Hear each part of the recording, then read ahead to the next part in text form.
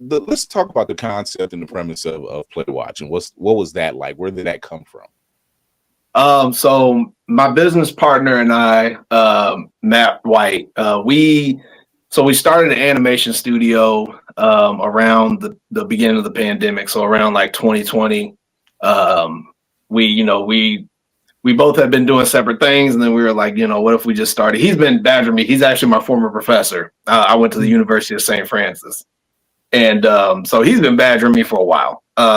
Hey, start your own studio, and I never did it. And then finally, he was just like, you know what, with the pandemic and everything happening, let's just start this. So that's pretty much where it came from. At first, what it was is we kind of wanted to bridge a gap between. We saw like this gap when it came to creators of color not being able to get their stuff out there. Pretty much what you guys are doing right now. We were like, we want to try to bridge the gap with animation, like just cartoons. And so when we first started, we brought in a couple other business partners, and we actually got friends and family to kind of put money in as kind of like a first round investment.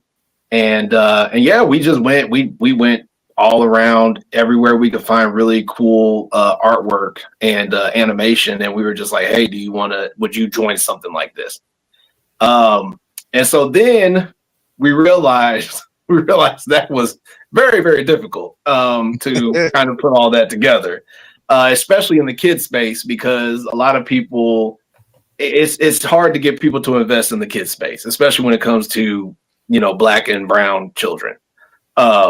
So then one of my other professors from the same school, he came to me and he was just like, because we met with him and we were kind of trying to get business advice, because he's a business guru. And he was just like, well, did you think about education? Like, did you think about like diving into education and animation? And we were like, no, we didn't think about that. We just went in pure entertainment. Mm-hmm. So that's where we went in. We went to the education side, and ever since then, that's what we've been doing. We've been just creating all of this educational entertainment for children. Right. And we joined up with a group called Jason Learning. They have like over 30 years of educational experience with teachers all over the nation. And so we've really been catering our content, the stuff that we create. So like with Gabby Galactic counting and stuff like that, we cater that to the teachers, like the teachers who we talk to, and we're like, hey, guide us through how you would teach the class. And we'll do that with our animations. And then one of the things that we're really getting into right now is we are getting into doing more local animation, local-based animation. So, for people here in Indianapolis, for instance, we're really trying to work with people here about, getting the Pacers involved, or getting the Colts involved, or getting like, the Children's Museum involved.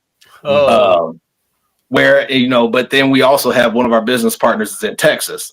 So being able to do, stuff with Houston, or just doing different things with different areas and catering the animation. So Gabby might talk about the Children's Museum or the Colts here, and then she'll talk about, the Washington Commanders or something, in another place. But it's the same lesson, just right. Changing stuff for those kids. So that's really what we've been working on and trying to make that work. But at this point in time, yeah, we have Gabby Galactic, we have Black History Beats, we have Kimbe, we have 12th Street, which we just have a sizzle trailer for that, but that's one of our other shows. We worked with a guy, Terrence, with My Friend T, and he does a lot of really, really cool songs. If you go to the YouTube, our YouTube platform, you can kind of see some of the stuff that he does, healthy hip hop. So like we've teamed up with a whole bunch of really, really talented people to kind of create this educational space for kids. Let's see, now that you've done all that and now you're working with Blerd Station, yes, we will have these things at Blerd Station as well. So if you want your children to watch something that's educational and fun, yeah, and I want to show one of the pieces that we have is this one's about Bessie Coleman, and if you don't know who Bessie Coleman is, you will now. So here we go.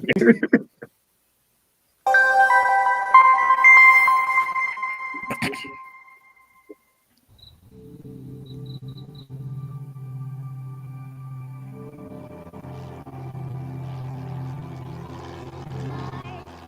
just really need a wish right now. Wish right now. Wish right now. Airplanes and night. I could really use a wish right now. Wish right now. Wish right now.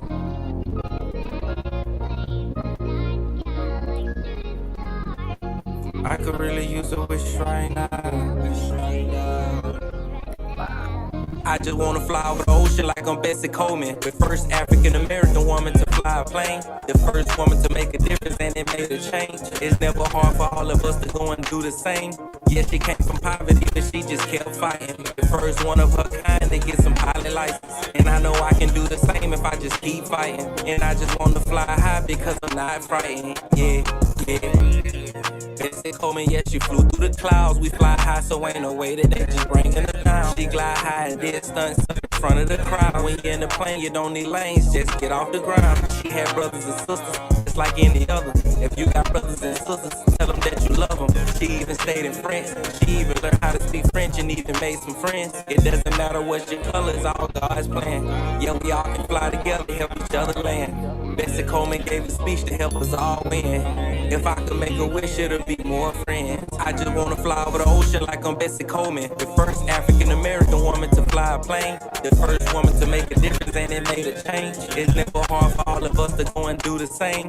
Yeah, she came from poverty, but she just kept fighting. The first one of her kind to get some pilot license. And I know I can do the same if I just keep fighting. And I just wanna fly high because I'm not frightened. Yeah, yeah. They named her Queen Bess because she really did her best. They even put her to a test. She flew high and did her best. In 7 months, she achieved all her goals and didn't rest. And you and I can do the same. We all equal in the flesh. If I can have one wish, then I wish to be the best. Like Bessie Coleman over the ocean, flying fast like a jet. Her brothers told her to fly, and when she tried, she didn't regret. Now we all can do it next. Yeah, we all can be the best. Life get hard, but don't forget, don't give up and never quit. Yeah, we all can be a winner. Bessie Coleman took a risk. Close your eyes and make a wish. Chase your dreams and never quit, and it all makes some sense. I just wanna fly over the ocean like I'm Bessie Coleman. The first African American woman to fly a plane. The first one to make a difference and it made a change. It's never hard for all of us to go and do the same. Yeah, she came from poverty, but she just kept fighting. The first one of her kind to get some pilot license. And I know I can do the same if I just keep fighting. And I just wanna fly high because I'm not frightened.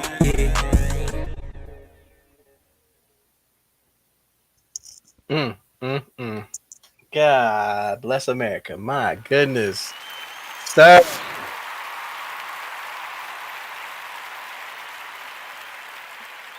Wow.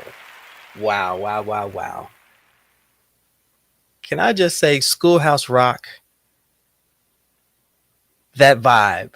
It is That's the vibe right there. I ain't gonna lie. I started tearing up the minute it came on, and you see her go to the window, open it up, and I'm feeling it now. You see her go, the plane go across the moon, and she cracks his big old smile. My man. My man. Yeah, yeah.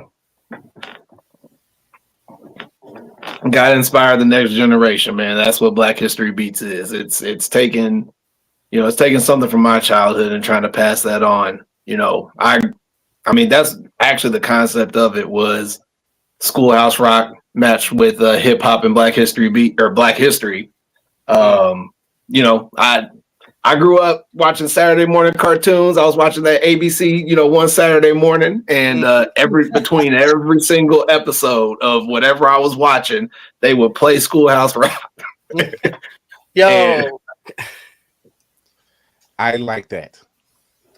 That was Navy hit the nail on the head when he said Schoolhouse Rock, and I was just like, exactly. The fact that you can still see Schoolhouse Rock videos people are posting up, telling you about the stuff that's going on right now. We have ways to fix this, but telling our history, because let's face it, they keep trying to wipe it out, they keep trying to erase it, they keep trying to disregard it. This is good. We need more of this. Yep. Thank God you're at Blerd Station. Thank God you're working with the people that you're working with and building these, because we need a lot of that. Whoop, you got a question? I've always got a question. That is true. I'm just curious what it's gonna be because her questions slap. They always slap.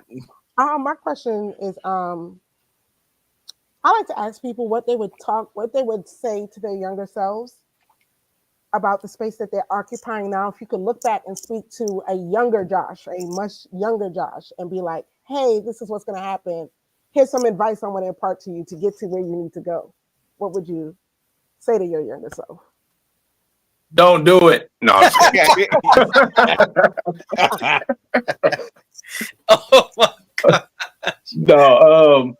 To my younger self, I would just say, you know, one of the things I would say to my younger self is, look, you know, keep drawing, keep dreaming, because one day you're going to be able, you know, you're going to be able to create an entire universe of cartoons for the next generation of kids.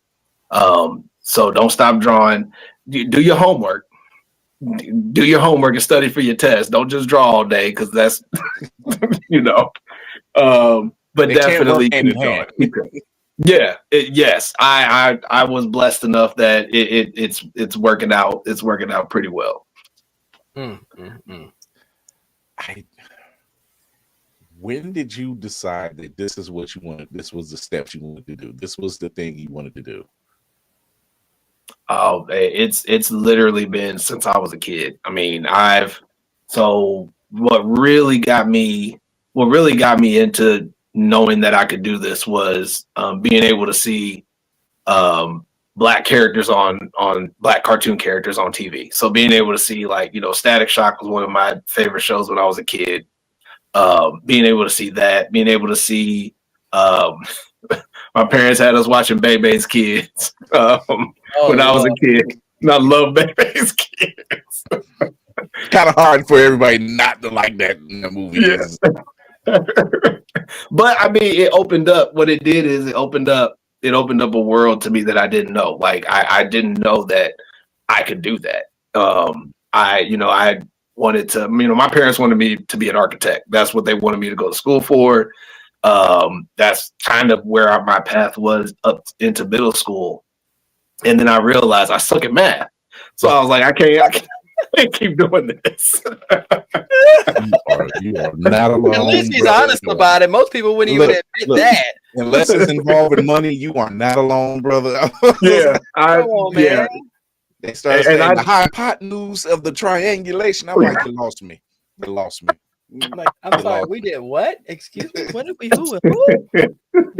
Yeah, here's a question to retort. Will this put money in my pocket? Let's think about the hypotenuse, the cause and the effect. Yeah. That was at good old Belzer Middle School. I realized that I can't do this. So, you know, I for a little bit, even throughout all high school, you know, I was just kind of going through the motions. And then it really wasn't until, you know, I started looking for a college, you know, because I wanted to go to animation. I knew I wanted to do that, but I just didn't know like what I could do with it. I was on the track of, I want to go to Disney, you know, and I want to do the Disney thing, or I want to do the Pixar thing. And so then I get to college and then I get into Maya and realize I suck at math. And you know, and I was like, well, can't do this either. But no, I realized like there's more to just, you know, chasing the dream of Disney, to chasing that dream of Pixar and DreamWorks and everything that everybody wants to go towards.